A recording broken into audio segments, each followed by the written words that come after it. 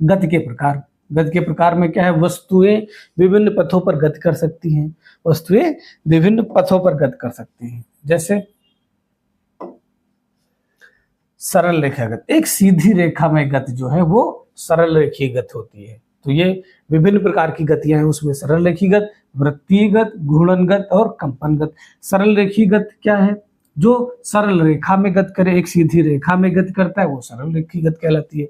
वृत्तीय गति, वृत्त मतलब गोल गोल, किसी वृत्ताकार पथ पर जब गति होती है तो उसको वृत्तीय गति कहते हैं। अब सबसे ही पता चलता है सरल रेखी मतलब एक सीधी रेखा में गति, वृत्तीय गति वृत्त के अनुसार वृत्ताकार पथ पर गति करना, और घूर्णन गति, घूर्णन का गति मतलब हो गया अपने ही अक्ष पर घूर्णन।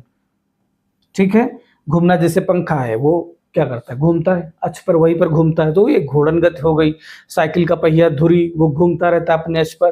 कंपन, कंपन गति क्या होती है, अपनी माध्य स्थिति के इर्द गिर्द दोलन करना, माध्य स्थिति के इर्द गिर्द दोलन करना। कई बार ये गतियां एक साथ भी हो सकती हैं, जो कंपन होता है।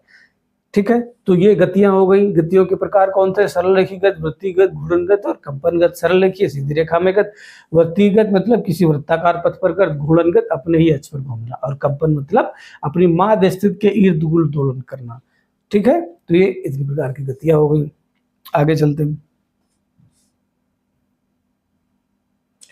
गति का वर्णन।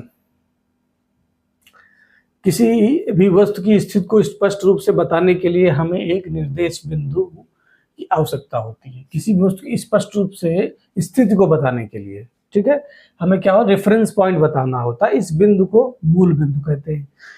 स्कूल रेलवे स्टेशन से 2 किमी उत्तर दिशा में है। जैसे ये क्या है, उत्तर, ये दक्षिण, ये क्या है, पूर्व, ये पश्चिम। अब कह रहा है कि स्कूल रेलवे स्टेशन में ले यहाँ पर है, 2 किमी उत्तर में है, ये 2 किमी हो गई, ये कहाँ हो गया, ये स्कूल हो गया। तो कह रहा है यहाँ रेलवे स्टेशन निर्देश बिंदु मूल बिंदु है। तो जहां से स्टार्ट करती है जर्नी वो क्या हो जाता है, मूल बिंदु हो जाता है।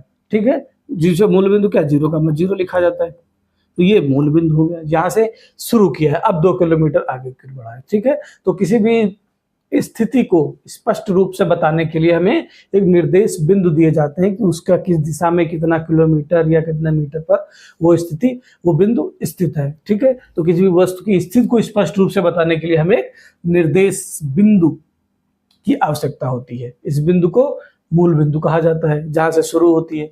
अब देखिए सरल रेखीय गति, सरल रेखीय गति क्या होती है,